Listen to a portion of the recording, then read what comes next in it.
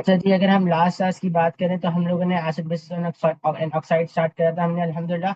अच्छा portion discuss कर लिया था, एसिड्स को प्रॉपर्ली डिस्कस करा था क्या होते हैं, पीएच वाली बात डिस्कस की थी, H+7 वाली बात डिस्कस की कर थी, प्रोटॉन डोनर वाली बात डिस्कस कर ली थी अल्हम्दुलिल्लाह। ये सारी चीज़ों को हमने डिस्कस कर लिया था, इनके मेजर रिएक्शंस को देख लिया था, एसिड विद मेटल्स वाले को एंड एसिड विद मेटल वाले रिएक्शंस को मैंने प्रॉपर्ली देखा था। और मैंने आपको इसकी दो केसेस कराए थे, कुछ कॉम्प्लेक्स पॉलीएटॉमिक आयंस मेंशन किए थे। एंड उसके बाद मैंने आप लोगों को ये कुछ चार इक्वेशंस होमवर्क में दी थी, जिसने नहीं भेजी है मुझे आज की तारीख में सहरी से पहले पहले भेज दिला। ठीक है। दूसरी बात पे आते हैं, तो मैंने आप लोगों को बेसिकली बेसिस के बारे में बताया था कि होती क्या है बेसिस, बेसिकली मेटल ऑक्साइड होती हैं। मतलब क्या हमारे जितनी बेसिस है वो बेसिकली मेटल ऑक्साइड होती है, एक आध एक्सेप्शन है जैसे कि आपकी बस अमोनिया। ठीक है। अमोनिया भी आपके पास एक बेस है, बेसिक के नेचर है, बट वो अगेन मेटल ऑक्साइड नहीं, बट यूजुअली हम मेटल ऑक्साइड्स को ही बेसिक कहते हैं। असल में ना बहुत सारे आपके पास कंपाउंड जैसे भी हैं हमारे सिलेबस के अंदर जो बेसिक इन नेचर हैं। तो अगेन बट यूजुअली हम ये कहेंगे कि देखें बेसिस आर मेटल ऑक्साइड्स, कुछ एक आध एक्सेप्शन है जो मैं इंशाल्लाह आप लोगों को बिल्कुल इन्फॉर्म करूंगा। सो अब सेइंग कि देखें भाई मेटल ऑक्साइड्स को हम बेसिस कहते हैं।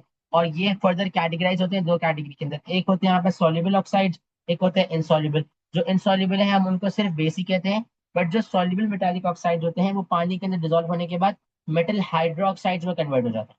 तो ये जो जहां भी मुझे ये हाइड्रोक्साइड आयन नजर आता है ना, उनको हम क्या कहते हैं, एल्कली। मतलब मैंने आपको बताया था कि जितने भी सॉल्युबल मेटल ऑक्साइड्स हैं वो पानी में डिजोल्व होने के बाद मेटल हाइड्रोक्साइड में कन्वर्ट हो जाएंगे, और उनको हम एक स्पेशल नेम देंगे, वो क्या होगा, एल्कली होगा।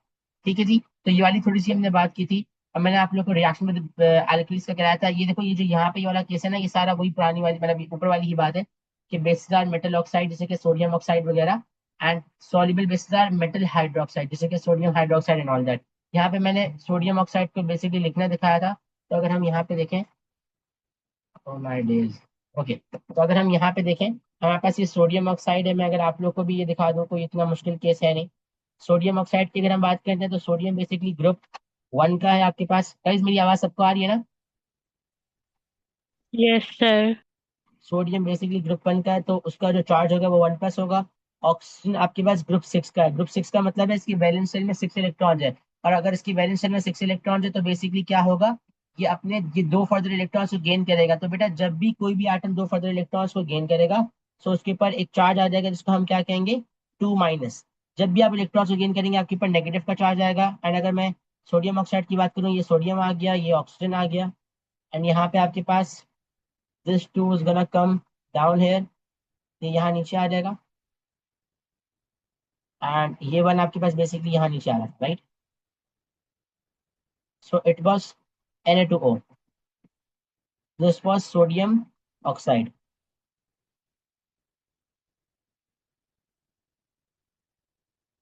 ठीक है। तो आपके पास मेटल बेसिस बेसिकली क्या होते हैं, मेटल ऑक्साइड्स होते हैं, जैसे मैंने यहाँ पे लिखा हुआ है सोडियम ऑक्साइड। और अगर ये सॉल्युबल इन नेचर होता है ना बेटा, तो ये पानी के अंदर डिजोल्व होके मेटल ऑक्साइड से मेटल हाइड्रोक्साइड में बना देगा।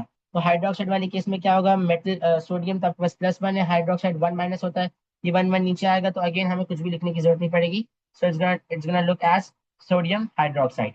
तो अगेन ये वाली थोड़ी सी बात की थी। बाकी ये पीएच वाली बात रह गई थी, तो जरा पीएच वाली बात को रिकॉल कर लेते हैं। अगर मैं जल्दी से ऊपर आऊँ तो मैं आप लोग को ये बात बताया था कि देखिए हमारे पास जो पीएच स्केल है वो 0 से 14 वाला होता है। 0 से 7 के बीच में एसिड्स, 7 वाले आपके पास न्यूट्रल वाले स्पीशीज होते हैं, और 7 से 14 बेसिकली बेसिस होते हैं। ठीक है जी। बेसिस क्या होते हैं, प्रोटॉन एक्सेप्टर्स होते हैं। कि प्रोटॉन एक्सेप्टर वाली बात इंशाल्लाह इसको नीचे डिस्कस करेंगे, but for the timing I want कि हम लोग इस बात पर फोकस करें कि बेसिस बेसिकली क्या होते हैं, उनका पीएच 7 से 14 के बीच में होता है। ठीक है जी। तो अगर मैं जल्दी से नीचे आऊँ, आई एम गोना से कि आपके पास जो पीएच रेंज है ना ऑफ अ बेस या अल्कली, तो वो क्या होती है 7 से 14 के बीच में होता है। एंड आपके पास यहाँ पे दो बेसिस हैं, एक बेस का जो है ना पीएच 8.8 है, एक बेस का जो पीएच है वो 10.11 है। तो हम ये कहते हैं कि आप जितना 7 से दूर मत और 14 के करीब जाओगे, मतलब कि जितनी बड़ी वैल्यू होगी आपके पास उतना ज्यादा बेस क्या होगा, स्ट्रांगर होगा। हम यहाँ कहते हैं कि जितना हाई बेस होगा, जितना हाई पीएच होगा आपके पास, जितना हाई पीएच होगा, हम कहने से पीएच बेटा जितना आपके पास हाई होगा उतना स्ट्रॉन्गर बेस होगा।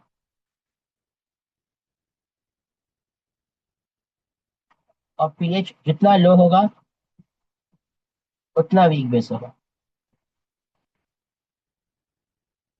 ठीक है जी। तो ये पीएच वाली बात थी। अगर आप एसिड वाली बात में रिकॉल करें जो मैंने आप लोग को लास्ट क्लास में बताई थी, कि एसिड में क्या होता था कि जितनी छोटी पीएच, देखिए यहाँ लिखा हुआ है, जितना पीएच छोटा उतना ज्यादा कॉन्सेंट्रेशन ऑफ H+, और उतना ज्यादा स्ट्रॉन्गर एसिड, राइट। और जितना हाई पीएच उतना लेस कॉन्सेंट्रेशन ऑफ H+, और उतना आपके पास क्या होगा, वीक एसिड होगा।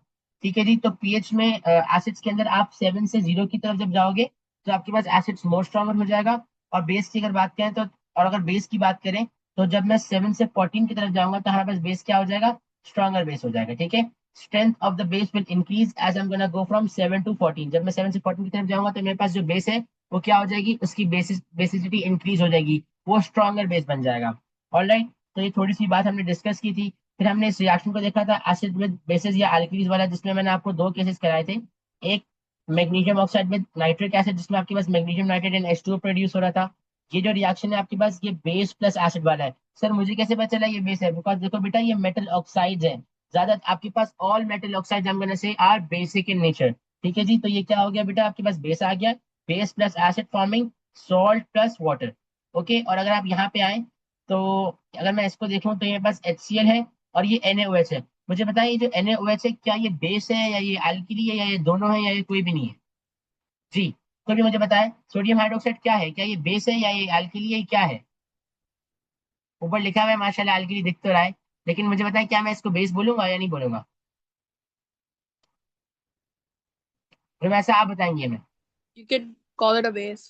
आप बोल सकते हैं base. हमें बेसिकली अगर मुझे कहीं पे भी हाइड्रोक्साइड नजर आएगा ना तो मैं क्या बोलूंगा कि इसको हम बेसिकली अल्कली कंसिडर करते हैं। मतलब जहां मुझे हाइड्रोक्साइड नजर आएगा तो मैं उसको क्या बोलूंगा कि वो अल्कली है। बट अल्कली है क्या बेटा, alkali is a soluble base, तो मैं इसको बेस भी कह सकता हूँ। बट हम इस रिएक्शन को ऐसे लिखेंगे कि acid plus alkali forming salt plus water. ठीक है जी। तो आपके पास ये पूरा रिएक्शन था, और इसके मैंने आपको कुछ होमवर्क के रिएक्शन दिए थे जो आप लोगों ने घर से करने थे। तो यहाँ पे हुए हुए 1 2 3 4 5, ये 5 आपको जो है ना घर से होमवर्क के केसेस करने थे। तो जिसने नहीं करे वो मुझे करके भेजेंगे इंशाल्लाह। यहाँ पे एक छोटी सी बात करते हैं, जल्दी से जरा इधर आते हैं। और मुझे हमजा आप बताओ, Hamza Awais can you hear me? Hamza Hamza can you hear me? Unmute yourself, जल्दी जल्दी जल्दी जल्दी, टाइम नहीं है बेटा। अनम्यूट जी योरसेल्फ। सर। अच्छा देखो, आपका नाम है हमजा अवैस, हम जो दूसरे वाले हमजा है बेटा, आपका क्या सरनेम है ब्रो? हमजा रहमान। हमजा रहमान, बस डन हो गया। ठीक है जी। तो हमजा अवैस मुझे आप ये बताएं कि जो मेरे पास एसिड है उसका पीएच कहाँ लाया करता है? सर 7 से कम। मतलब कि 0 से 7 वाली कैटेगरी के बीच में लाया करता है, इजंट इट? यस और नो? जी सर। और ये अल्कीली का पीएच कहाँ लाया करता है? Sir 7 to 14। 7 to 14 लाया करता है। ठीक है। तो अब जरा मेरी बात समझिएगा। हमने जो ये रिएक्शन करा रहे हैं ना, इस रिएक्शन को हम न्यूट्रलाइजेशन कह रहे हैं। Why neutralization? बिकॉज एसिड का पीएच 0 से 7 के बीच में था, अल्कीली या बेस का पीएच बेटा 7 से 14 के बीच में होता है। जब आप इन दोनों को रिएक्ट करेंगे तो आप एक सॉल्ट प्रोड्यूस करेंगे, मतलब कि आप एक न्यूट्रल कंपाउंड प्रोड्यूस करेंगे जिसका पीएच क्या होगा, 7 होगा। आपके पास जितने भी सॉल्ट्स हैं ना बेटा, ये न्यूट्रल इन नेचर होते हैं, ना ही ये एसिडिक होते हैं ना ही ये बेसिक होते हैं। मतलब कि ये जो रिएक्शन है ये आपके पास न्यूट्रलाइजेशन रिएक्शन कहलाएगा। बच्चे मुझे कहते हैं सर आप इसको न्यूट्रलाइजेशन रिएक्शन क्यों कह रहे हैं? बिकॉज देखो बेटा, एसिड का पीएच 0 से 7 के बीच में था, बेस या अल्कली का पीएच 7 से 14 के बीच में था। जब मैंने इन दोनों को रिएक्ट कराया है तो मेरे पास एक न्यूट्रल कंपाउंड फॉर्म हो रहा है जिसको हम सॉल्ट कह रहे हैं। देयरफॉर ये जो रिएक्शन होते हैं बेटा, ये क्या कहलाते हैं, neutralization reaction. A neutralization reaction is between acid and base or alkali to form salt and water। मतलब कि जब आपका एक एसिड के साथ आपका एक बेस रिएक्ट करे या फिर एक एल्कली रिएक्ट करे और आप जब एक सॉल्ट या वाटर प्रोड्यूस करते हैं तो आप इस रिएक्शन को कहते हैं न्यूट्रलाइजेशन रिएक्शन। बिकॉज एसिड का पीएच 0 से 7 के बीच में, बेस का 7 से 14 के बीच में, और इन दोनों को रिएक्ट करने से मुझे क्या मिल रहा है, एक न्यूट्रल सॉल्ट मिल रहा है। मुझे बताएं, बात आप लोग को समझ आ रही है? यस और नो? क्लियर है? आगे चलो गाइस, गॉट इट? आगे चलो। Yes, sir, clear. ओके जी, ओके। बाकी सबको भी क्लियर है? Hamza, Yes, sir. Rahman and या? ओके। जब आपको भी क्लियर होगा आई होप ऐसा। जल्दी जल्दी रिस्पॉन्ड करें बेटा। ओके जी। अगर हम इस केस पे आते हैं तो ये हमारे पास बेसिकली तीसरा रिएक्शन है एसिड विद मेटल कार्बोनेट्स का। अब ये जो मेटल कार्बोनेट है जरा उसकी कुछ एग्जांपल्स देख लेते हैं। जैसे कि मेरे पास सोडियम कार्बोनेट होगा, पोटेशियम कार्बोनेट होगा, ये सारे कार्बोनेट होंगे। लेकिन उससे पहले ना जरा आप कार्बोनेट आयन को देख लें। ये कार्बोनेट बेसिकली CO3 2 एक कॉम्प्लेक्स पॉलीएटॉमिक आयन है। ठीक है सर, कॉम्प्लेक्स पॉलीएटॉमिक आयन्स क्या होते हैं? और हमें कौन से कॉम्प्लेक्स पॉलीएटॉमिक आयंस याद करने पड़ेंगे, उसके लिए आपको जो है ना बॉन्डिंग की रिकॉर्डिंग देखनी पड़ेगी। बट फिर भी मैंने ऊपर वहां पे एक ना पूरी लिस्ट बना दी है। ये जो आपके पास आइन नजर आ रहा है CO3 2 ये क्या है, एक complex polyatomic ion. I don't think so यहाँ लिखने की नीड है। ये बेसिकली कॉम्प्लेक्स पॉलीएटॉमिक आयन है, आपको याद करना पड़ेगा। अब यहाँ पे मेरे पास ना बहुत तीन केसेस हुए हैं, एक सोडियम और कार्बोनेट वाला है, एक मैग्नीशियम वाला है और एक पोटेशियम वाला है। तो ऐसा करते हैं कि हम ना कोई दो रिएक्शंस कर लेते हैं, बाकी इसमें से जो है ना ये वाला, बल्कि मैं ऐसा करता हूँ ये वाला कराता हूँ, एक ये वाला आपको डिस्कस कराता हूँ और एक नॉर्मल वाला कराता हूँ। तो let's go for magnesium carbonate plus I would say HCl। ठीक है, एंड फिर मैं आपको ये वाला केस कराऊंगा, बिकॉज ये अगेन थोड़ा सा डिफरेंट केस है, तो अक्सर बच्चे इसमें थोड़ा डिफिकल्टी फील कर रहे होते हैं। हम जल्दी से आते हैं। अब इसमें यूजुअली होगा क्या, एग्जामिनर आपको बेटा यहाँ ना एक पेज इंपोर्ट होना चाहिए, ताकि इसकी पूरी सेटिंग अलाइन हो। या बल्कि छोड़े, अभी यहाँ पे क्या टाइम है, बिल्कुल टाइम नहीं है, खैर नेवर माइंड, मैं इसको बाद में ऐड कर दूंगा। तो अच्छा देखिए, एग्जामिनर आपको बेसिकली ना कुछ लिख के नहीं देंगे, एग्जामिनर आपको सीधे सीधे ये बोलेंगे कि देखें भाई, right reaction between magnesium carbonate and hydrochloric acid. जो हमारे पास मैग्नीशियम कार्बोनेट है ना, अब सबसे पहले तो देखिए मैं HCl को तो ऐसे ही मेंशन कर दूंगा। HCl मेरे पास ये आ गया एज इट इज, इसमें तो कोई मसला ही नहीं है। ठीक है, अब ये जो ये वाली बात है ना, कौन सी वाली, मैग्नीशियम कार्बोनेट की, तो जरा इसको लिखते हैं। अब जरा हम मैग्नीशियम कार्बोनेट को भी लिखना सीखते हैं। देखिए मैग्नीशियम मेरे पास ग्रुप 2 का है, तो अगेन मैग्नीशियम के ऊपर जो चार्ज होगा वो 2+ आ जाएगा। अगर मैं कार्बोनेट की बात करूँ तो कार्बोनेट CO3 2- होता है। अगर कोई बच्चा ये पूछना चाह रहा है कि सर इस पर ब्रैकेट लगाना क्या जरूरी है, तो बेटा फर्ज वाजिब से भी ज्यादा जरूरी है। उसका रीजन क्या है, ये ब्रैकेट नहीं लगाएंगे बहुत चांसेस है कि आप गलती कर जाएं। तो जितने भी कॉम्प्लेक्स पॉलीएटॉमिक आयंस हैं उस पर आप ब्रैकेट लगाएं, बिकॉज ये जो 2- है ये पूरे के ऊपर है, राइट। अब क्या करना है, आपने कुछ भी नहीं करना, इन दोनों को यहाँ मेंशन करें, नीचे मैग्नीशियम आ गया, ये बेटा आपके पास कार्बोनेट आ गया। अल्लाह अल्लाह खैर सला, इस 2 को यहाँ ले आओ, इस 2 को यहाँ ले आओ। सो अगर मैं इसको जल्दी से दिखाऊँ आप लोग को, ये हमारे पास 2 उठ के इधर आ जाएगा, एंड ये 2 हमारे पास उठ के इधर आ जाएगा। सो it's gonna look something like this. ये आपके पास क्या हो जाएगा, मैग्नीशियम कार्बोनेट कहलाएगा, Mg2CO3 2। अब ये 2 से 2 का हम कैंसिल कर देंगे, बिकॉज ये दोनों के ऊपर 2 है। तो अल्लाह अल्लाह कैंसिल, आपके पास MgCO3 आ जाएगा। This is your magnesium carbonate. ठीक है, आप इसको ऐसे भी लिख सकते हैं ब्रैकेट के साथ, लेकिन अब क्योंकि कोई चार्ज वार्ज नहीं है तो आप इसको सिंपल सिंपल MgCO3 भी लिख सकते हैं। ठीक है, तो मैं यहाँ पे मैग्नीशियम कार्बोनेट को इस तरह लिख रहा हूँ, मैग्नीशियम कार्बोनेट। अब देखें, अगर लास्ट क्लास की बात करें तो हमसे हमेशा आपने पूछा था कि सर हम स्टेट सिंबल से क्या करेंगे, तो मैं आप लोग को ये बोलूंगा कि बेटा जितने भी ग्रुप 1 कार्बोनेट्स हैं या फिर अमोनियम कार्बोनेट्स, उनको आपने एक्वस लिखना है, बाकी सबको आपने क्या करना है, सॉलिड लिखना है। मैं यहाँ क्या बात लिख रहा हूँ देखें, all group 1 and ammonium carbonates, उनको आपने बेसिकली क्या करना है, कंसिडर एक्वस लिखना है। हाउ जो भी आपके पास वो वाले कार्बोनेट्स होंगे ना, कौन से वाले, बाकी जितने भी रेस्ट हैं, जितने भी बचेंगे, वो सारे आपके पास क्या कहलाएंगे, सॉलिड स्टेट में कहलाएंगे। अब देखो बेटा, ये मैग्नीशियम कार्बोनेट है ना, तो ऑफकोर्स इसको तो हम सॉलिड ही लिखेंगे, राइट। तो ये मैग्नीशियम कार्बोनेट मेरे पास सॉलिड स्टेट में आ गया, मैं यहाँ पे प्लस कर रहा हूँ, एंड मैं यहाँ पे HCl को कंसिडर कर रहा हूँ, मैग्नीशियम कार्बोनेट प्लस HCl। अब जल्दी से इस रिएक्शन को लिखना है। अगर आप लोग थोड़ा सा रिकॉल करो, मैंने आप लोग को क्या बात सिखाई थी, कि देखें बेटा हमेशा हम लोग क्या करते हैं, जब भी मुझे किसी भी चीज का, किसी भी जब भी मैं एसिड को रिएक्ट करूंगा ना, तो मैं क्या करूंगा, मैं हमेशा एसिड का एनाइन और दूसरे का कैटाइन कंसिडर करूंगा। तो सबसे पहले ऐसा करते हैं कि इनको इनके कैटाइंस और एनाइंस में ब्रेक करते हैं। अगर आप मैग्नीशियम कार्बोनेट को कैटाइन एनाइन में ब्रेक करेंगे, तो ये तो हमने ऑलरेडी अभी पीछे ही देखा है, यहाँ पे आपके पास Mg2+ आ जाएगा, एंड यहाँ पे आपके पास CO3 2- आ जाएगा। किसी बच्चे को अगर ये कंफ्यूजन हो रही है कि कैटाइन कौन सा एनाइन कौन सा है, तो बेटा हमेशा पॉजिटिव वाला will always be cation, negative वाला एनाइन होगा। तो अल्लाह अल्लाह खैर सला, ये पहले मैंने इसको यहाँ से ब्रेक कर दिया, यहाँ पे आता हूँ HCl के ऊपर। तो HCl को जब ब्रेक करेंगे तो आपके पास एक H पॉजिटिव आइन आएगा और क्लोराइड आइन आ जाएगा। तो स्टेप नंबर 1, आपने दोनों स्पीशीज को कैटाइन एनाइन में ब्रेक करना है, and this is your cation, this is your A9. इसी को हम वहीं भी कॉपी कर लेंगे, और जब भी बेटा आपको सॉल्ट को लिखना होगा तो आपने एसिड के एनाइन, और जो आप लोग हमेशा क्या करेंगे, एसिड का बेटा हम लोग हमेशा एनाइन पिक करेंगे, और बाकी जो भी दूसरा होगा, चाहे मेटल हो, चाहे मेटल ऑक्साइड हो, चाहे मेटल हाइड्रोक्साइड हो, चाहे मेटल कार्बोनेट हो, आपने उसका क्या पिक करना है, केटाइन ही पिक करना है। तो अल्लाह अल्लाह फैसला, जब जल्दी से यहाँ पे आते हैं आप लोग, यहाँ पे इसको हम इस तरीके से मेंशन करेंगे कि देखें सर हमारे पास यहाँ पे पहले Mg2+ आ जाएगा, Mg2+, ये कैटाइन आ गया आपके पास कार्बोनेट का, और एसिड का आपके पास एनाइन आ जाएगा, ठीक है, Cl-।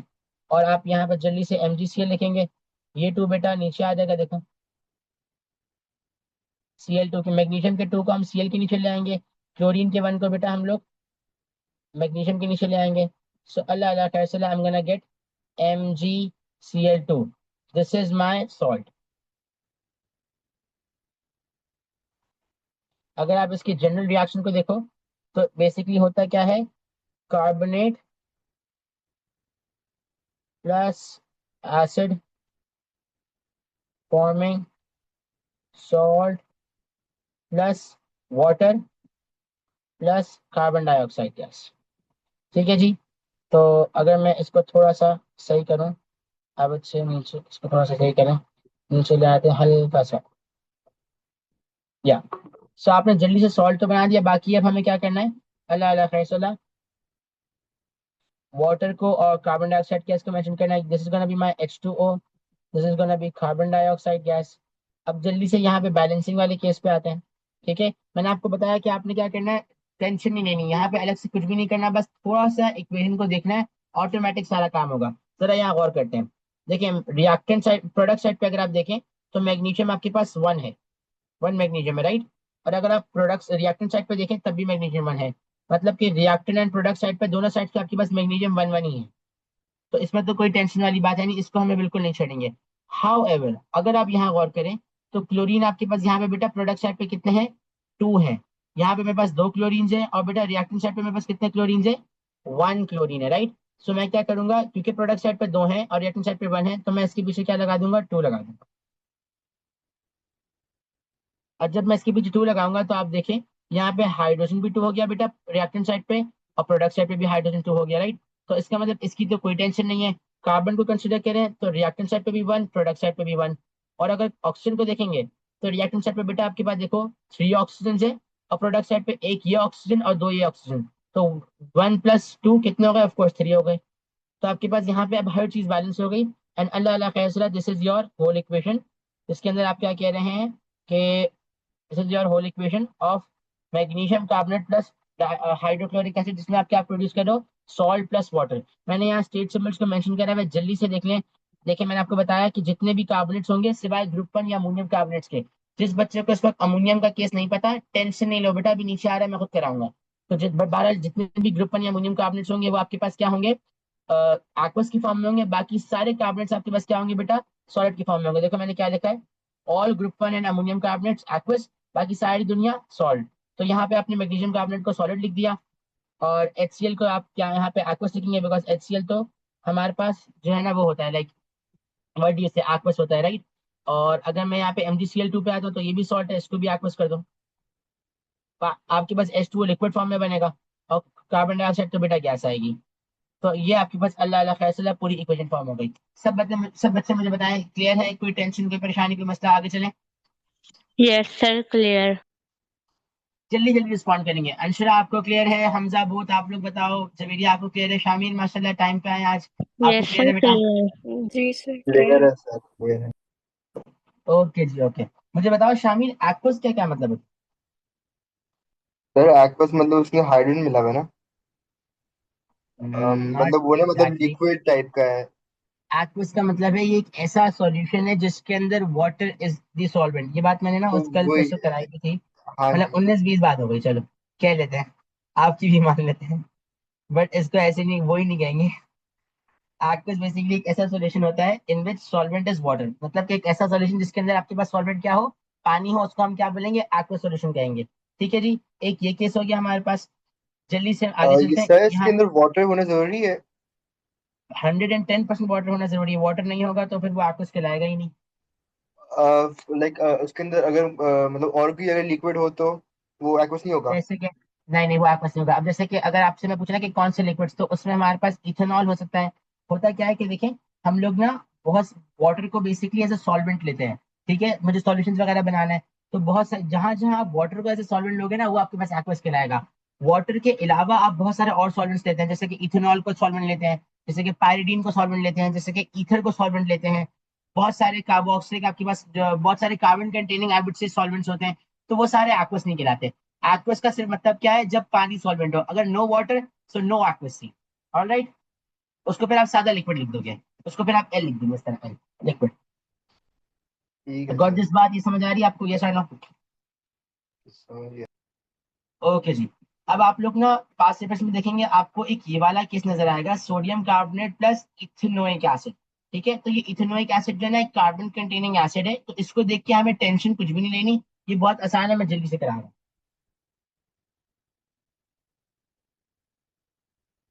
या इसको ना थोड़ा सा यहीं पे देख लेते हैं, मतलब मैं सॉल्ट आपके सामने लिख दूंगा, बाकी सारी चीजें रहने देते हैं। अब देखें, आपको लेट से एग्जामिनर ने कहा कि भाई sodium carbonate plus ethanoic acid का रिएक्शन करना है।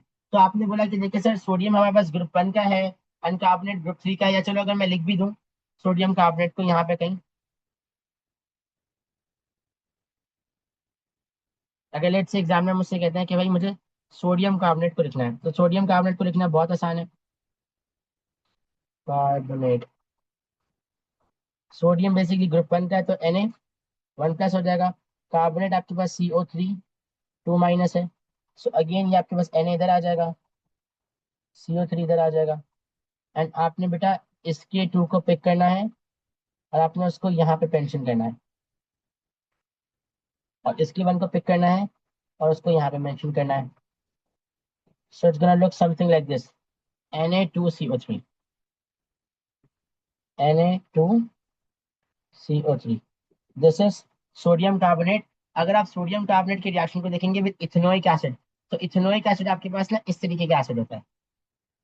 ठीक है, ये आपके पास ना कार्बन कंटेनिंग एसिड होते हैं, इनको हम कार्बोक्सिलिक एसिड्स कहते हैं। ये इंशाल्लाह ऑर्गेनिक केमिस्ट्री में मैं प्रॉपर डिटेल में पढ़ाऊंगा, but for the time being आप जरा समझें। ये इथेनोइक एसिड काफी मशहूर है, ये आपको अक्सर पासिबल्स में नजर आएगा, तो मैं आपको सिर्फ इसकी एग्जाम्पल कराना चाहता हूँ ताकि आप लोग पासिबल्स में फंसे ना। तो अगर मैं इथेनोइक एसिड की बात करता हूँ ना, तो this is basically the whole ethanoic acid. या मैं अगर इसको लिखवा ही दूँ ना तो अच्छा हो जाएगा, खैर, या इसी को यहीं पर थोड़ा बेहतर कर लेंगे। ओके ओके, इसको मेंशन कर देते हैं, 2 को भी खुद हाफिज करते हैं। ठीक है, सो दिस वाज माय, इसको तो मैंने उड़ा दिया, हाँ। तो ये बेसिकली मेरे पास सोडियम कार्बोनेट था, चलो मैं इसको भी थोड़ा सही से लिख देता हूँ।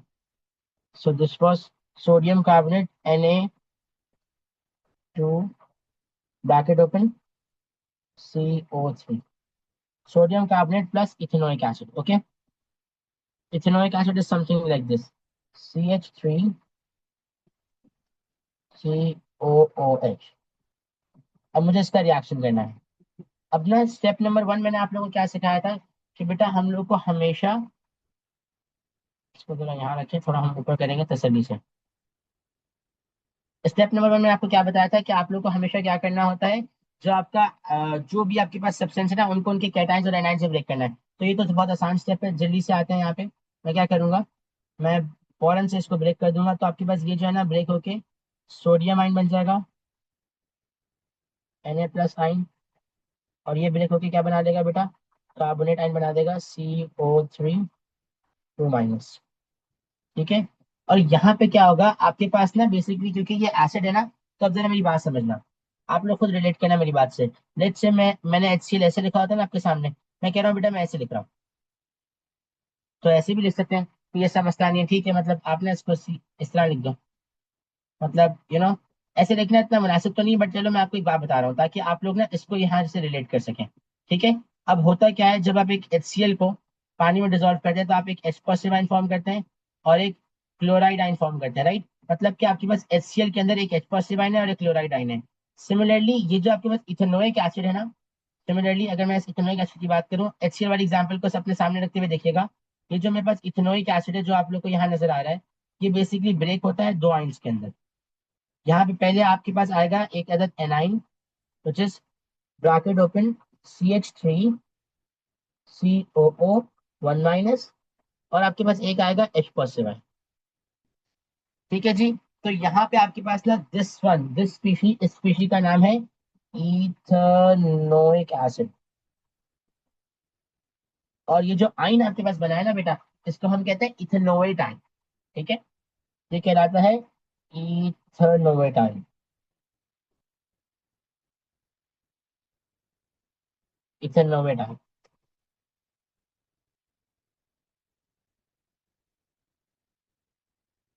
ओके जी। अब हम जल्दी से कैटाइंस और एनाइंस को मेंशन करेंगे। ठीक है, मैं ये एक्सेल वाली बात को डिलीट कर रहा हूँ ताकि बस इसको देख लीजिएगा कि ये जो एसिड है इसको मैंने H पॉजिटिव आयन और इथेनोइड आयन में ब्रेक किया, जिस तरह मैं HCl को H पॉजिटिव आयन और क्लोराइड में ब्रेक करता हूँ, राइट। ये वही कहानी है, कुछ ज्यादा इसमें रॉकेट साइंस है नहीं। अब जल्दी से इधर आते हैं। आई एम गोना से कि this is gonna be my cation, ये मेरे पास कैटाइन हो जाएगा। This is gonna be my A9, और ये आपके पास बेसिकली क्योंकि नेगेटिव वाला है ना, तो ये आपके पास इस वक्त हो जाएगा एनाइन, और ये आपके पास हो जाएगा कैटाइन। अब अंशरा आप हमें थोड़ा सा बताएंगी। अंशरा, मैंने आपको अभी बताया था, you just tell me one thing, कि जब मैं सॉल्ट फॉर्म कर रहा होता हूँ तो मैं एसिड का क्या लेता हूँ, कैटाइन या एनाइन? जी सर। जब हम सॉल्ट फॉर्म करते हैं तो हम एसिड के कौन से मतलब कौन से पार्ट को कंसिडर करते हैं, कैटाइन वाले पार्ट, 9। एनाइन वाले पार्ट को? ग्रेट। तो हम एसिड के हमेशा एनाइन को कंसिडर करेंगे और दूसरे सब्सटेंस के कैटाइन को डिस्कस करेंगे, राइट, मतलब उसको कंसिडर करेंगे। ठीक है बेटा। ओके। सो अगर मैं यहाँ पे आता हूँ, सो मैं जल्दी से इसको देखो यहाँ लिख दूंगा। पहले सोडियम आयन आ जाएगा, फिर ये आ जाएगा। अच्छा देखो, इसको ना लिखते इस तरह, ये पहले आपके पास CH3COO1 आ गया, और फिर यहाँ पे आपने Na+ लिख दिया। अब बच्चे अक्सर मुझे कहेंगे सर कि आप जो है यहाँ पे पहले एनाइन को लिख रहे हैं फिर कैटाइन को लिख रहे हैं, हालांकि आपने हमेशा पहले कैटाइन को लिखा है फिर एनाइन को लिखा है। तो बेटा यहाँ पे थोड़ा सा काम ये सिर्फ इसलिए करना पड़ रहा है बिकॉज इस रिएक्शन में क्या होगा, ये सोडियम उठेगा और इस हाइड्रोजन की जगह आके लग जाएगा, राइट। तो ये जो कंपाउंड आपके पास बनेगा, it's gonna look something like this. ये होगा CH3COO, और यहाँ आ जाएगा सोडियम, और इसका वन इधर, इसका वन इधर। तो अल्लाह अल्लाह फैसला, दोनों के नीचे 1 1 आ जाएगा। ये जो आपके पास कंपाउंड फॉर्म हुआ है, इस कंपाउंड का नाम है सोडियम इथेनोएट। ये आपके पास बेटा एक अदद सॉल्ट है। ठीक है, तो ये जो फॉर्म हुआ है इसका नाम क्या है बेटा, सोडियम इथेनोएट नाम है। इसकी एक और एग्जांपल भी कर लेंगे ताकि आप लोग को इसमें ना कंफ्यूजन ना हो। सर जी जी जी। सर ये ये वाला केस सिर्फ एथेनोइक एसिड पे यूज होगा? नहीं नहीं बेटा, आपके पास मिथेनोइक एसिड है, इथेनोइक एसिड है, प्रोपेनोइक एसिड है, ब्यूटेनोइक एसिड है, पेंटेनोइक एसिड है, मतलब ऑर्गेनिक बहुत एसिड्स सारे। पे होगा बस? जी जी, बहुत सारे कार्बोक्सिलिक एसिड है, उन सब के अंदर केस यूज होगा। ठीक है। तो ये बाकी अगर नॉर्मल नॉर्मल एसिड होंगे ना, देखो ये कहलाते हैं ऑर्गेनिक एसिड्स। ये HCl, HNO3, ये वाले सारे आपके पास जो है ना इनऑर्गेनिक एसिड्स कहलाते हैं, राइट। तो अगेन हमारे पास इनऑर्गेनिक एसिड्स के अंदर इस्तेमाल नहीं होगा। इनऑर्गेनिक एसिड्स के अंदर वही काम करेंगे जो मैंने पहले कराया। ऑर्गेनिक एसिड के अंदर बस थोड़ा सा इस तरह करेंगे, और ऑर्गेनिक के अंदर भी आई वुड से जस्ट आप ना अभी इथेनोइक एसिड को ही देख लो, बट फिर भी मैं आपको 3 4 एसिड्स लिखवा दूंगा ताकि जब आप पास पेपर्स करें तो आप लोग घबराए ना। Never mind. तो अगेन ये मेरा जो है ना बेसिकली सॉल्ट बन जाएगा, CH3COO, और यहाँ पे मेरे पास Na आ जाएगा। अल्लाह अल्लाह फैसला 1 1 है तो लिखने की नीड नहीं है। मुझे बताएं अंशुरा, अब क्या होगा? ये आपके पास एसिड आ गया, ये आपके पास एसिड आ गया, ये कार्बोनेट आ गया, तो सॉल्ट बनेगा, और उसके बाद मैं क्या प्रोड्यूस करूंगा, कार्बन जी sir. Dioxide and I am saying कि मेरे पास ना ये H2O। देखो H2O। Great great great. ठीक है बेटा, ठीक है, डन हो गया। ऑलराइट बेटा, तो हमारे पास यहाँ पे ये इज गोना फॉर्म H2O, और साथ साथ हम क्या प्रोड्यूस करेंगे, एक अदद कार्बन डाइऑक्साइड गैस प्रोड्यूस करेंगे। अब इसकी बैलेंसिंग वाले केस पे आते हैं, थोड़ा मैं इसको सही भी कर लेता हूँ।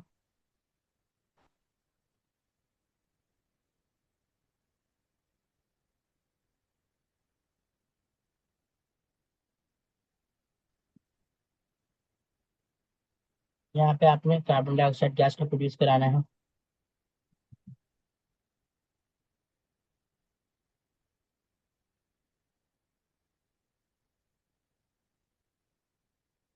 ठीक है, अब जरा इसकी बैलेंसिंग पे आते हैं।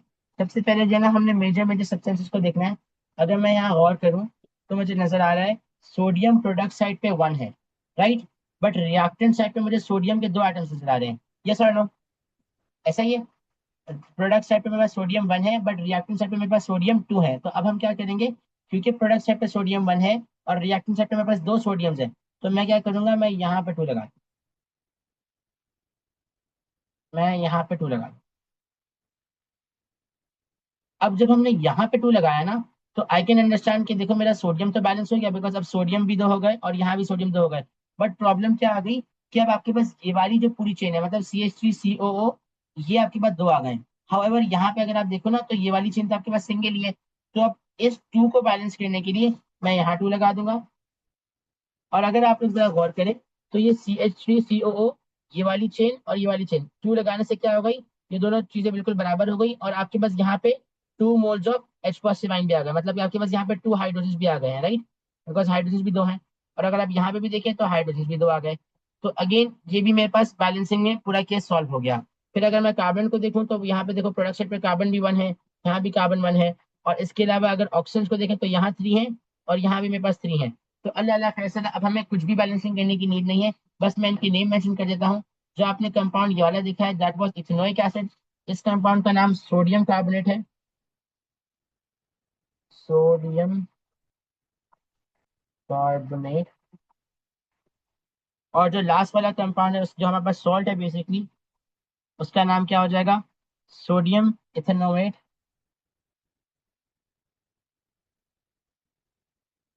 Ethanoate plus water plus carbon dioxide plus.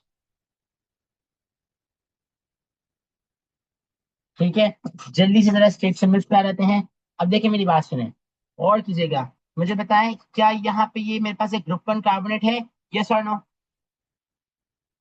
तो वैसा मुझे बताइए ग्रुप 1 कार्बोनेट है ना, तो मैं इसको क्या करूंगा, क्या मैं इसको सॉलिड लूंगा या एक्वस लूंगा।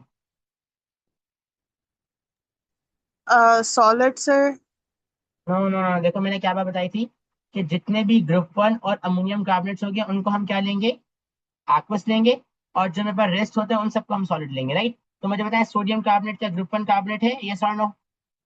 नो, तो वो एक्वस होगा।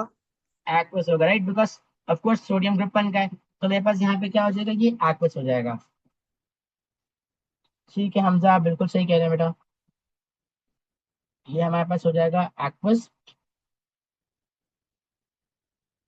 और HCl भी आपके पास, मतलब HCl कह रहा हूं, इथेनोइक एसिड भी आपके पास एक्वस हो जाएगा बेटे। ये सॉल्ट भी आपके पास एक्वस हो जाएगा। लिक्विड ये H2O भी एक्वस हो जाएगा, मतलब लिक्विड हो जाएगा ऑफ कोर्स, बिकॉज पानी तो आप लिक्विड ही लेंगे। पानी को एक्वस नहीं लेते बेटा, बिकॉज एक्वस होता है एक ऐसा सब्सटेंस जो कि पानी के अंदर डिजोल्व हुआ हो। पानी अपने अंदर तो बेटा डिजोल्व नहीं होगा, राइट। और दूसरी बात, ये कार्बन डाइऑक्साइड को हम गैस फेज में ले लेंगे। अल्लाह अल्लाह खैर सलाह, पूरी पे जनाब। ठीक है जी, तो इनको देख लीजिएगा। एंड हमारे पास यहाँ पे भी कुछ और एग्जाम्पल्स हैं, मुझे बताया इसकी एक और एग्जाम्पल कराऊं या इंशाल्लाह कर लेंगे, 2 एग्जाम्पल्स काफी रहेंगी। ये कर लेंगे इंशाल्लाह, आगे चलूं। गाइस गॉट इट, आगे चले जल्दी से मुझे रिस्पॉन्ड करना है, यस Yes, और नो। sir. Yes. सर एक और हो जाएगी, एक और कर लें। चले एक और कर लेते हैं, एक और कर लेते हैं, मुझे बताओ कार्बोक्सिलिक एसिड वाली कराएं या इनऑर्गेनिक एसिड वाली कराऊं। सर ऑर्गेनिक एसिड वाली। ऑर्गेनिक एसिड वाली वेरी सिमिलर होगी, लाइक एग्जैक्टली सेम होगी। अगर हम ऑर्गेनिक एसिड पे आए ना, तो वो काफी सेम ही होगा, मतलब एग्जैक्टली सिमिलर, वही पूरा आइन वही पूरा कैटाइन। और इसमें मैं अभी एक आध होमवर्क में दे दूंगा। तो ऐसा करते हैं, ऑर्गेनिक एसिड पे ना मैं चाहता हूँ आप लोग खुद थोड़ा दिमाग लगाएं। ठीक है हमजा, जो अभी ना, क्योंकि ये मैंने सोडियम कार्बोनेट कराया ना, जब मैं कैल्शियम कार्बोनेट का या मैग्नीशियम कार्बोनेट का दूंगा ना, तो उसमें थोड़ा सा आप लोग को सॉल्व बनाने के लिए अपना दिमाग लगाना पड़ेगा। तो आई वांट उसको थोड़ा सा आप लोग जो है ना, खुद से ही मेहनत करके सोचो। अभी मैं ना कोई इनऑर्गेनिक वाला कराता हूँ, ताकि हम जल्दी से इसको करके आगे चले। ऑलराइट, तो यहाँ में से इन तीनों में से कोई एक बता दें, या होमवर्क होमवर्क वाला तो ना बताएं, इन तीनों में से कोई एक बता दें। जैसे कि देखो मैंने यहाँ पे मैग्नीशियम कार्बोनेट और HCl वाला किया है ना, तो let's just do potassium carbonate और H2SO4, ये कर लेते हैं। ये बहुत अच्छी एग्जाम्पल है, okay. Potassium carbonate and H2SO4 वाले को करते हैं जल्दी से। ठीक है, मैं इस पूरे को मेंशन कर रहा हूँ, पोटेशियम कार्बोनेट एंड H2SO4। वैसे ना ये काफी सही लिखा हुआ है, लाइक एक पूरी ओरिएंटेशन से। So I am not gonna remove this thing, इसको यहीं कहीं कर लेंगे, क्या करते हैं यहाँ कहीं करते हैं।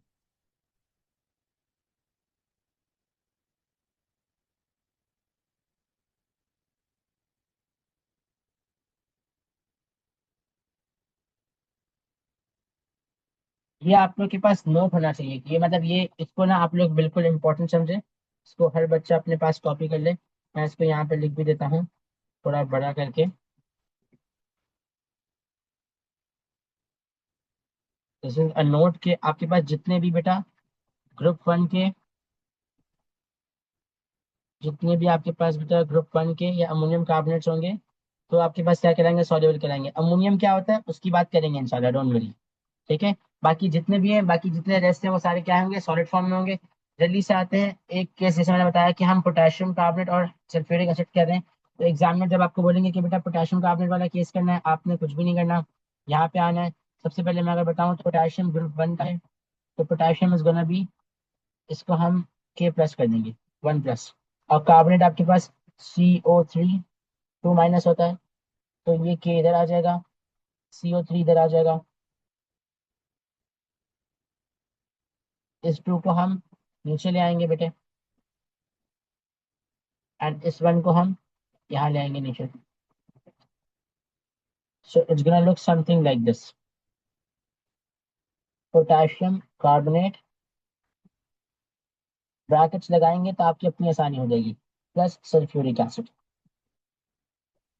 ठीक है, अब जब हम उनको रिएक्ट कराएंगे तो देखिए आपके पास एक सॉल्ट प्रोड्यूस होना चाहिए, साथ साथ ना मेरे पास कार्बन डाइऑक्साइड एंड वाटर का तो पक्का सीन है ना, तो इनको तो मैं पहले से ही लिख देता हूँ ताकि चलो सॉल्ट पे डायरेक्ट काम करें। स्टेप नंबर 1 क्या होता है सर, कि हमने जितने भी हमारे पास कैटाइंस एनाइंस हैं उनको ब्रेक करना है उनके रिस्पेक्टिव आइंस में।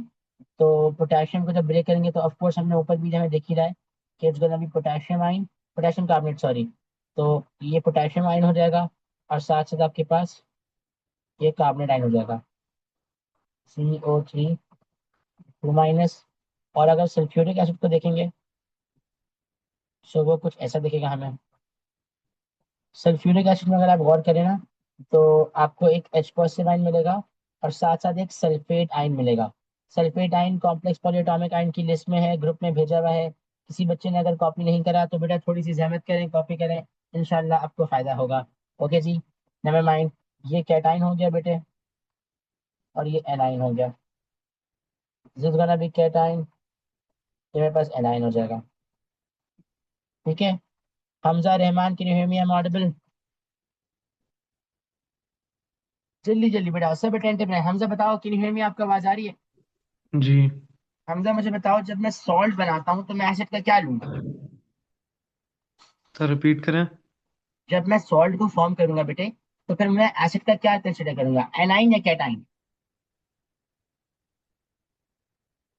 सॉल्ट की फॉर्मेशन में हम पहले मुझे बताओ इन दोनों में से एसिड कौन सा है? Are you there? जी जी सर, एक बार और रिपीट कर दें, आवाज़ कम हुई भी थी। बाकी सबको मेरी आवाज आ रही है गाइस? सर वो मैंने की हुई थी आवाज़ कम। अच्छा अच्छा अच्छा, नो नो, मैं जनरली पूछ रहा था। आई एम जस्ट सेइंग, पहले मुझे बताओ इनमें से एसिड कौन सा है और कार्बोनेट कौन सा है। देखो ना, दिस वन, ये मेरे पास H2SO4 है, मतलब ये सल्फ्यूरिक एसिड है, इजंट इट, यस और नो? जी ये तो मेरे पास बेटा सल्फ्यूरिक एसिड हो गया। Okay, sulphuric acid.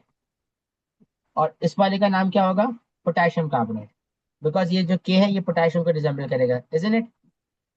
जी अब मुझे छोटी सी बात आप ये बताएं हमजा, कि जस्ट 1 सेकेंड, या मुझे बताओ जब मैं सॉल्ट को फॉर्म करूंगा बेटा, तो मैं एसिड के क्या किसको कंसिडर करूंगा, कैटाइन को या एनाइन को? Cation. Bro, you are not listening to मी।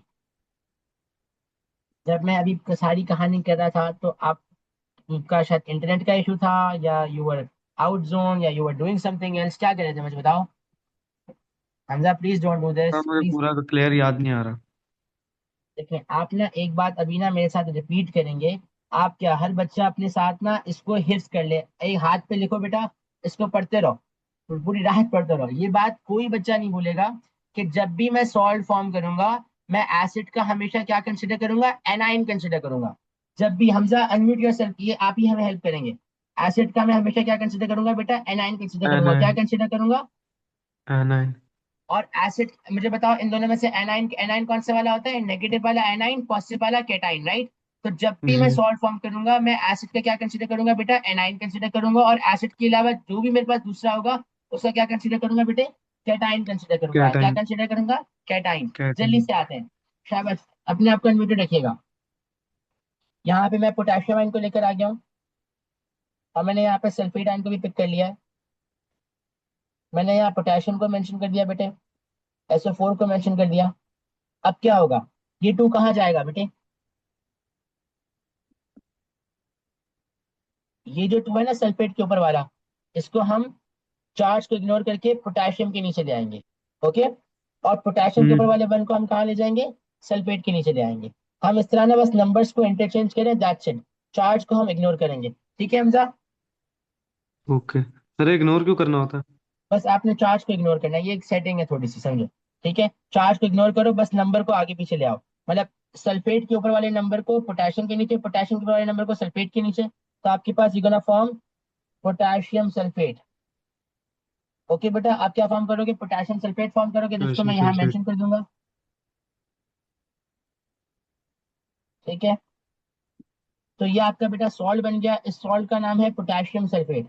अभी बैलेंसिंग में भी आप ही हेल्प करेंगे,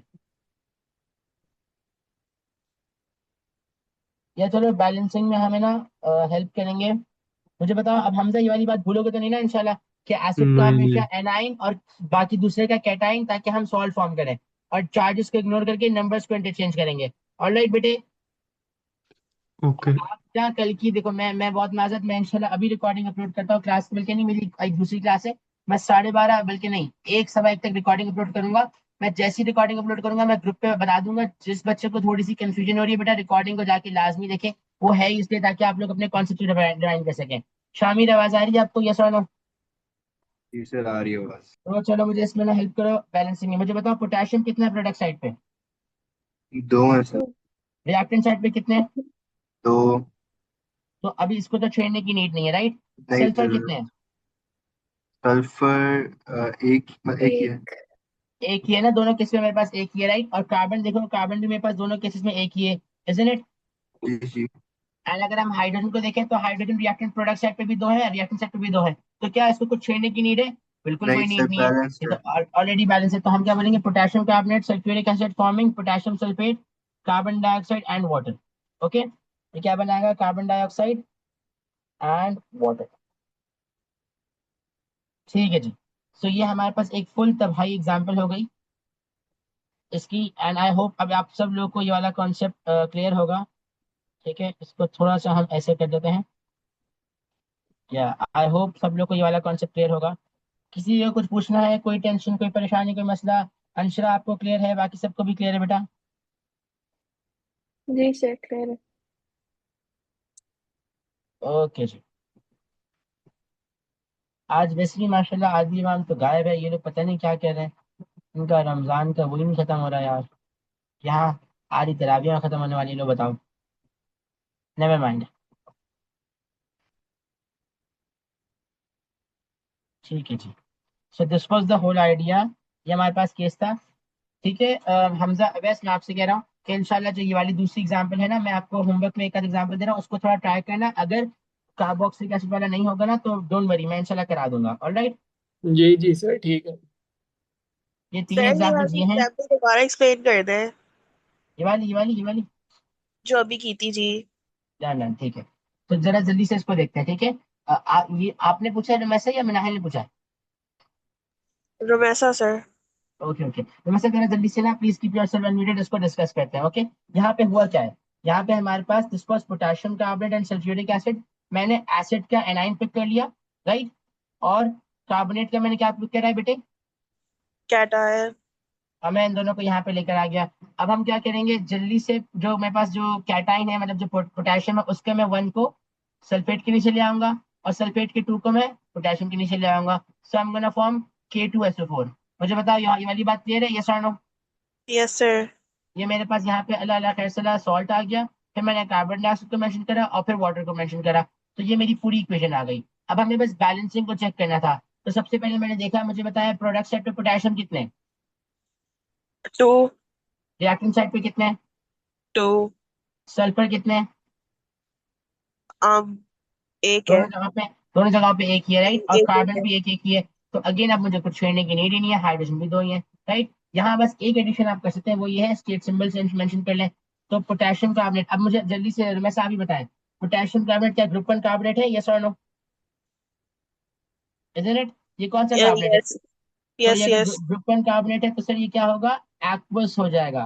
बिकॉज हमने क्या बात अभी डिस्कस की थी, all group one and ammonium carbonates are aqueous. बाकी जितने भी रेस्ट बचेंगे वो सारे क्या होंगे, सॉलिड फॉर्म में होंगे। ये पोटेशियम कार्बोनेट हो गया। देन मेरे पास ये सल्फ्यूरिक एसिड को मैं एक्वस फॉर्म में मेंशन कर रहा हूँ। एंड यहाँ पे आपके पास सॉरी, ये सल्फ्यूरिक एसिड भी एक्वस था। पोटेशियम सल्फेट भी बेटा एक्वस है।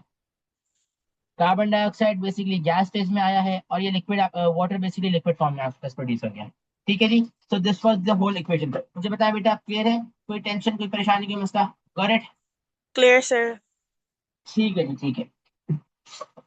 बाकी देखिए, हम लोग, मैं सिर्फ इन इक्वेशंस पे इसीलिए थोड़ा सा टाइम ज्यादा दे रहा हूँ, मेरी जो है ना, और आप लोगों को, सब लोग को बार बार पॉइंट करके इसलिए पूछ रहा हूँ। उसका रीजन ये है कि यार, जिस बच्चे ने एसिड बेसिस ऑक्साइड्स को अच्छे अच्छे से नहीं पढ़ा ना, मतलब जिस बच्चे को यहाँ पे इक्वेशन लिखना नहीं आई, वो फिर पूरे सिलेबस में तंग करेगा। मतलब मैं बताऊं, अभी तक एएस में मेरे पास कुछ ऐसे बच्चे भी हैं, मतलब इनक्रेडिबल, पढ़ने में बहुत अच्छे हैं, हर चीज है, लेकिन इक्वेशन राइटिंग में जो है ना परेशान हो जाते हैं, बिकॉज शुरू से बेसिस ही नहीं सही। तो अब वल्लाही मैं आप लोगों को झूठ नहीं कह रहा, ये जो मेरे ओ लेवल्स की जो नोट्स की जो होमवर्क है ना, मैं ये उनको भेज रहा होता हूँ कि भाई ये सारी इक्वेशंस करो, ये करो, AS A2 के बच्चों को भेज रहा होता हूँ। मैं बिल्कुल आपसे झूठ नहीं कह रहा, बिकॉज ये इतनी इंपॉर्टेंट है। जिस बच्चे को इक्वेशन लिखना अभी नहीं आएगी, वो अगले 2 साल स्ट्रगल करेगा।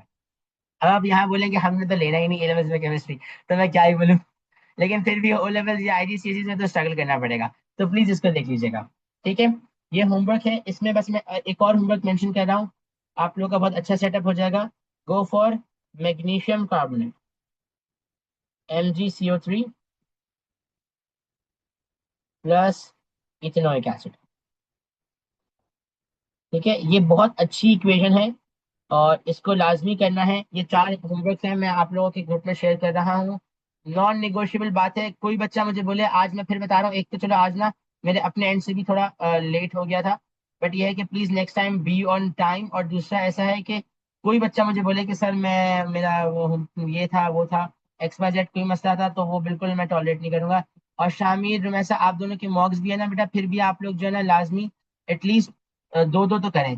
ठीक है, 3 होमवर्क से तीनों की दो दो इक्वेशन तो करें लाजमी। ठीक है, ठीक है सर। ओके जी। तो ये हमारे पास ये वाला केस हो गया। बाकी देखो, हमने बेसिस वाली बात अल्हम्दुलिल्लाह कर ली थी। और अच्छा हाँ, हम बेसिकली ये एसिड विद मेटल कार्बोनेट वाले केस पे थे। ठीक है, तो अल्हम्दुलिल्लाह ये हमारा केस हो गया। मैंने आपको 3 केसेस करा दिए, 1 2 3। मैं ये रिवाइज नोट्स अभी शेयर कर दूंगा इंशाल्लाह ग्रुप के ऊपर, आप लोग आराम से इनको देख भी लीजिएगा। एंड ये थोड़ी सी बेसिस वाली बात है, इसको देख लेते हैं, एंड उसके बाद बस फिर आगे चलेंगे। बाकी देखो, ऐसा है कि ये बेस विद एसिड वाला रिएक्शन या न्यूट्रलाइजेशन रिएक्शन क्या होता है, इसको हम ऑलरेडी डिस्कस कर चुके हैं। मेरा आज प्लान तो था कि मैं अल्कली वाला पार्ट भी कराऊंगा, लाइक थोड़ा सा अमोनियम सॉल्ट वाला, लेकिन खैर है, कोई ऐसा मसला नहीं है। बस संडे की क्लास है, उसको इंशाल्लाह हम देख लेंगे। जी जी बेटा, बस क्लास को एंड करें, क्लास को एंड करें। संडे वाली क्लास को इंशाल्लाह थोड़ा एक्सटेंड कर लेंगे, ताकि चलो हमारे पास ना ये चंक हो जाए। बिकॉज अब हमारे पास ना रिएक्शंस में सिर्फ ये एक अल्कली प्लस अमोनियम सॉल्ट है, और मुझे आप लोग को आयोनिक इक्वेशन लिखना सिखाना है। दैट्स इट, बाकी फिर कोई ऐसा मसला नहीं है। और फिर हमारे पास ये सारी थियोरेटिकल पार्ट है, जैसे कि इंडिकेटर्स का क्या सीन है, स्ट्रॉन्ग एसिड वीक एसिड का क्या सेटअप है, और ये यूनिवर्सल इंडिकेटर का क्या सेटअप है। That's it.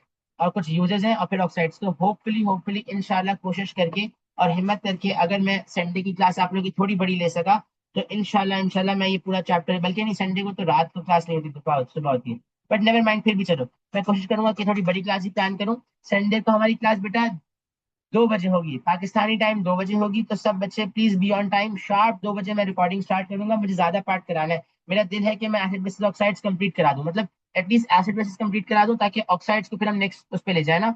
तो प्लीज बी ऑन टाइम। और ऑक्साइड भी बहुत छोटा सा है, तो इनशाला मतलब Sunday and then coming Monday and that's it, फिर ये इंशाल्लाह ये चैप्टर खत्म हो जाएगा। ठीक है, so that is it for today. And